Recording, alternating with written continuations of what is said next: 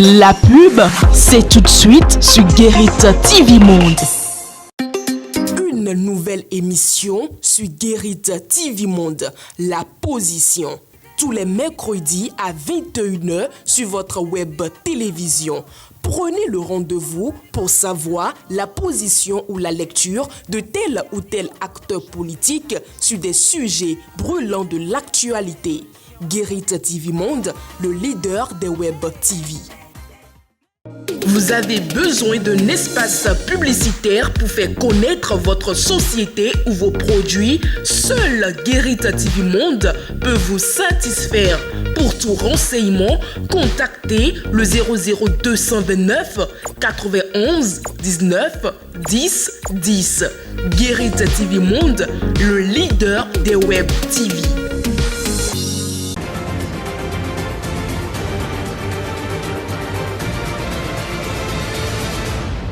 Guérit TV Monde, le leader des Web TV au Bénin. Mesdames et messieurs, bonsoir et bienvenue dans ce journal dont voici le sommaire. Des signes du retour de l'ancien député Mohamed Atao Renoro sur le territoire national sont de plus en plus visibles. Condamné et évacué pour des soins à l'étranger, l'homme retournera-t-il dans sa cellule dès son arrivée? Le commentateur Shamsuddin Badaro s'intéresse au sujet dans le commentaire de ce jour. C'est à suivre. Esther Josepha Nassara est la gagnante de la première édition du concours Miss Cocotte Minute. Elle porte la couronne depuis ce samedi 22 juillet 2023 à l'issue de la finale de cette compétition. À suivre dans cette édition le compte rendu final de cette première édition de Miss Cocotte Minute. Actualité sportive, 10-0, c'est le score final du premier match de la Coupe du monde de football scolaire 2023 qui a opposé ce 24 juillet 2023 les jeunes guépards du Bénin à la formation du Mexique. Restez avec nous pour suivre le point de cette rencontre footballistique. Merci d'être toujours à ce rendez-vous d'information. La 15e session de formation des magistrats des juridictions membres de l'Association africaine des hautes juridictions francophones s'est ouverte à Porto Novo ce lundi 24 juillet 2023. Le ministre béninois de la Justice, Yvon Detchenou, a procédé à l'ouverture des travaux en présence d'un parterre de juges et magistrats de la francophonie, du président de la Cour suprême du Bénin et du représentant de l'OIF. Les travaux vont durer 112 heures. En politique, à présent, des signes annoncent le retour de l'ancien député Atao Renoro, emprisonné en 2018 et bénéficiaire d'une évacuation sanitaire depuis 2019.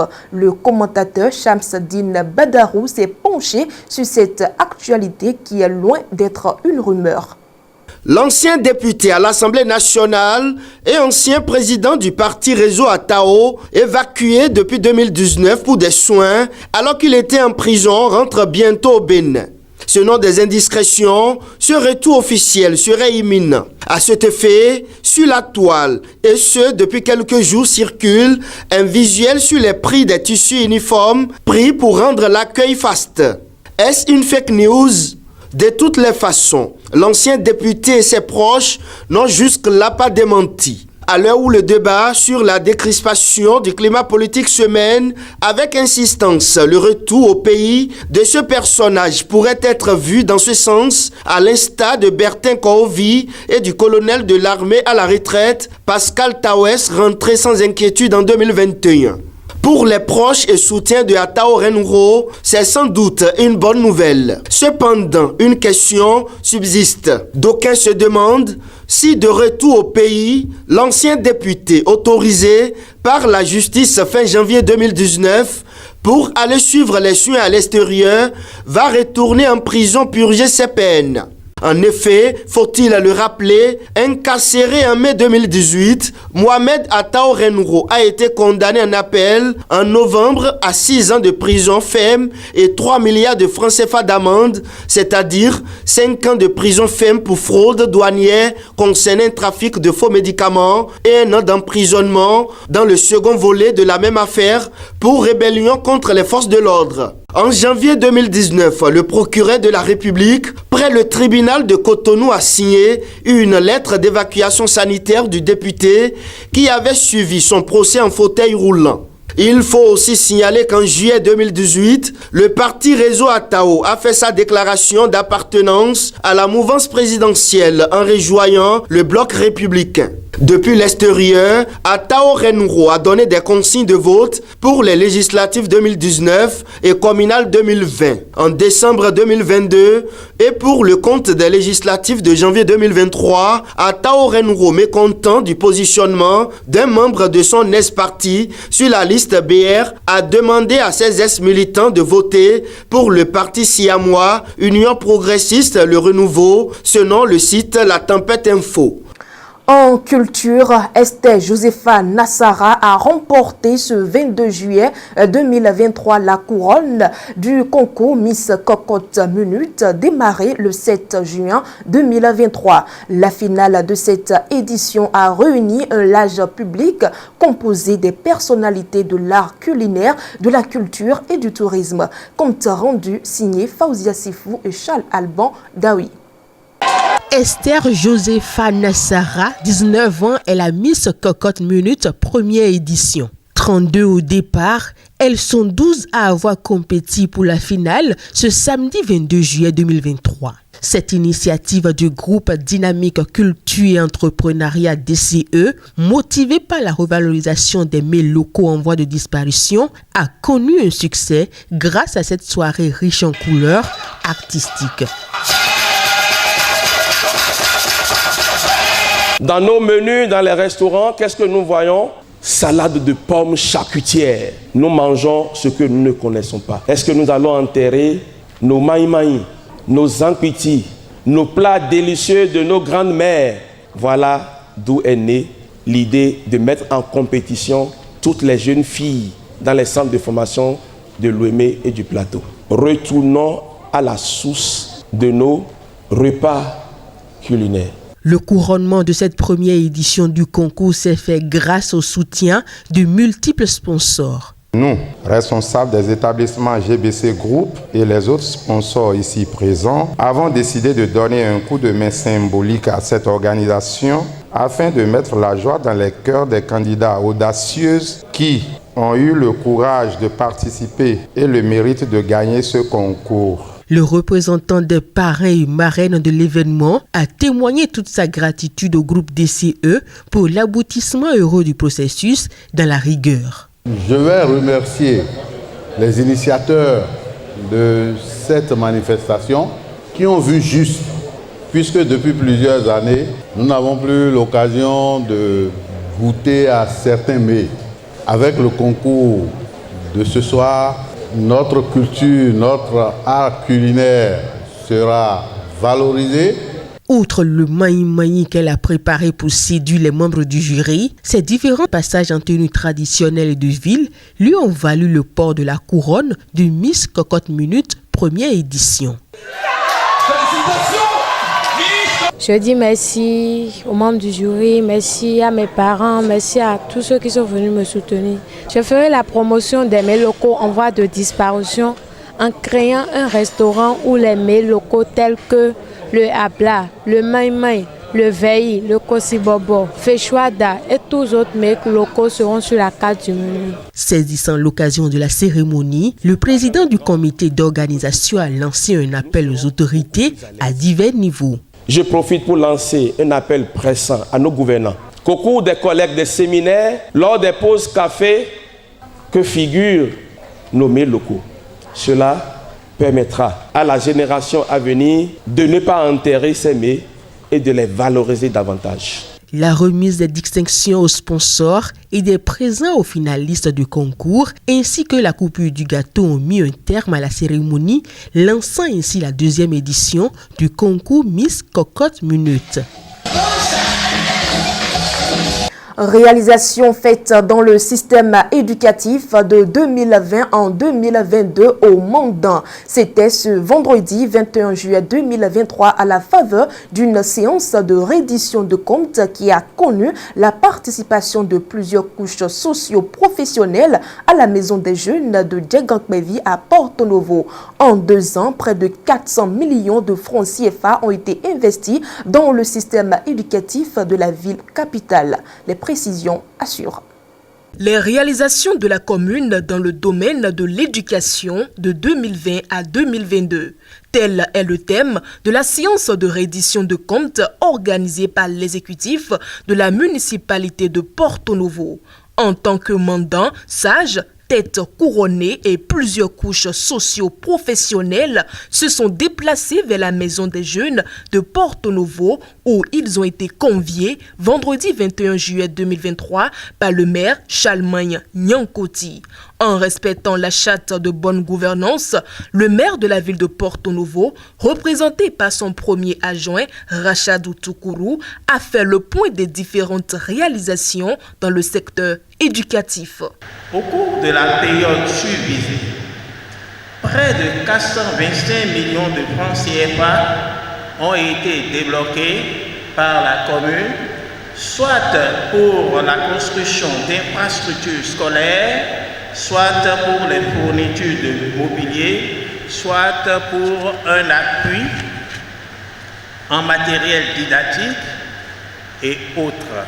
Conscient de n'avoir pas résolu tous les problèmes qui minent ce secteur, des perspectives sont envisagées. Nous sommes dit qu'il va falloir pour les 3 années à venir mettre en place un plan d'entretien des écoles. Et ceci aura surtout pour objectif d'éviter le saupoudrage. C'est-à-dire quoi? Au lieu d'émietter les financements, on serait amené à catégoriser et à concentrer des efforts pour une visibilité des réalisations. Pour le premier adjoint au maire, il est important de reconnaître les différentes réalisations. Les problèmes de l'éducation sont immenses. L'État fait beaucoup, les communes en font beaucoup. Malheureusement, compte tenu de l'immensité, on ne voit pas trop ce qui se fait. Néanmoins, il y a un effort qui est fait et ce qui nous réjouit, c'est cette reconnaissance des efforts qui se font au niveau de la commune de Porto Novo, qui sont plutôt à notre actif. Après présentation au mandant des différentes réalisations dans le domaine de l'éducation de 2020 à 2022, ces derniers ont fait part de leurs préoccupations. Et en réponse, Rachadou Toukourou a invité ses mandants à une solidarité pour amoindrir les difficultés du secteur de l'éducation. Mesdames et messieurs, nous passons à présent aux informations hors de nos frontières.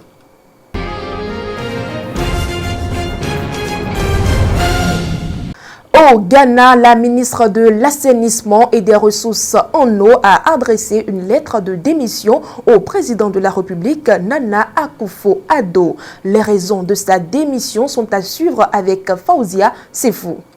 Le gouvernement ghanéen enregistre une défaite dans le rang de ses ministres. Célia Abenadapa, ministre ghanéen de l'assainissement, a déposé le tablier samedi. En effet, cette démission intervient à la suite d'informations faisant état de ce que des employés auraient trouvé et volé des réserves d'argent locales et étrangers à son domicile. Selon la ministre, dans une lettre envoyée au président ghanéen, elle a nié tout acte répréhensible. En effet, selon le site d'information, les faits révélés par les journaux ce vendredi remontent au mois de juillet et octobre 2022. Les procureurs ont déclaré au tribunal que les accusés avaient acheté des maisons et un véhicule avec l'argent volé et qu'ils en avaient donné une partie à des proches.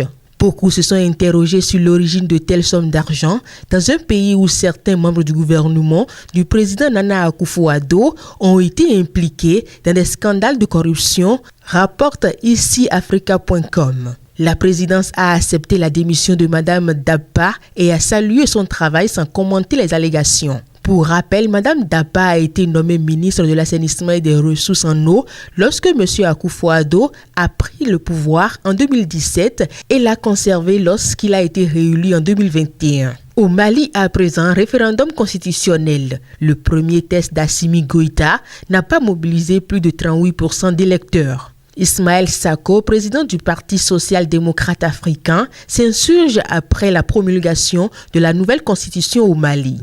Pour le patron du PSDA, membre de l'appel du 20 février, mouvement qui avait demandé l'annulation du référendum, la validation des résultats du scrutin du 18 juin par la Cour constitutionnelle est inquiète dans la perspective de l'élection présidentielle prévue en février 2024. Au Gabon, pour finir, 19 candidatures validées pour l'élection présidentielle de 2023. Le Centre gabonais des élections, CGE, a annoncé ce 24 juillet 2023 avoir validé 19 dossiers de candidature pour l'élection présidentielle prévue le 26 août 2023, dont celle du chef de l'État sortant, Ali Bongo.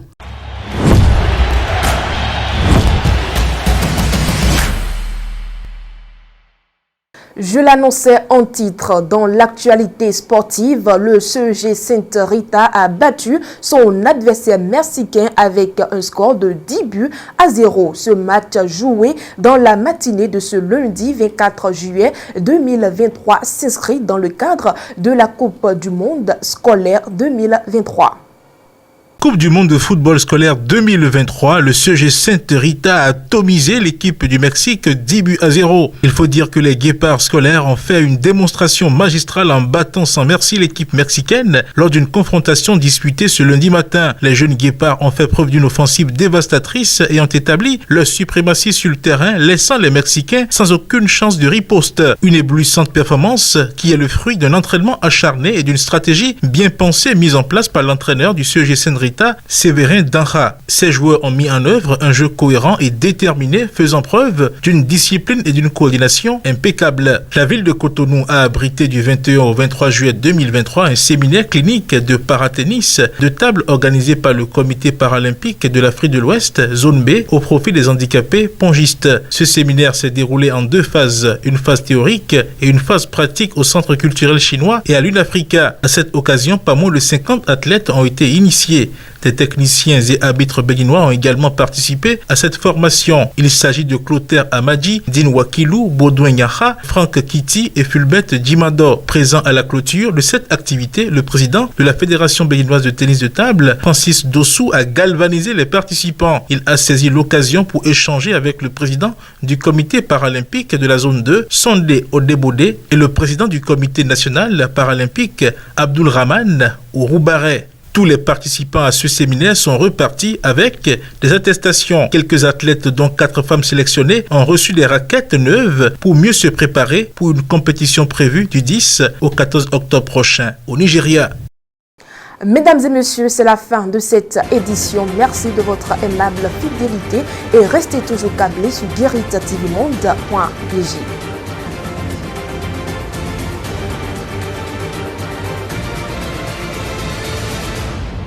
Guérit TV Monde, le leader des Web TV au Bénin.